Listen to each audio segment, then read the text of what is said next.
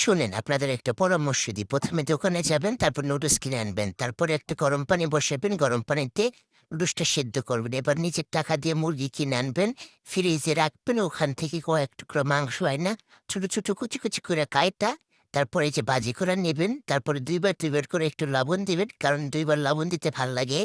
তেল দিবেন ২ বার ২ বার করে, কারণ তেল দিতেও ভাল লাগে।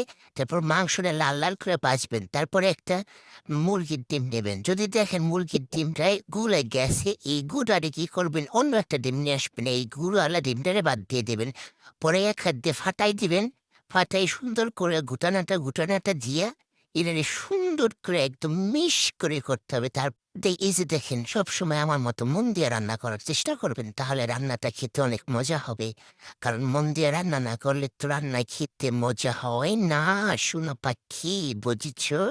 দেখছেন, আমি পিঁয়াজ কাঁচামরিচ অনেক সুন্দর করে কিন্তু ভাজি করে নেব, এতে খেতে অনেক মজা হবে। ঠাস করা অল্প অল্প করে আমি নুডলস গুলা কিন্তু দিয়ে দেবো এক করে। দেখেন দেখেন দিচ্ছি, অনেক মজা হবে, আমি আমি হবে খেতে, কিন্তু অনেক মজা লাগবে। এই যে একবার দিচ্ছি দেখেন, এই যে আর একবার দিচ্ছি, ২ বার দিচ্ছি, এবার ৩ বার দিব, ৪ বার দিব।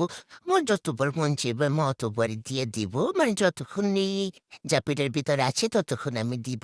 দিয়া এমনভাবে নাড়ান-চাড়ান করব, যাতে পেঁয়াজ, কাঁচামরিচ, ডিম, মুরগির মাংস সবগুলো নুডলসের সাথে অনেক সুন্দর করে মিশে।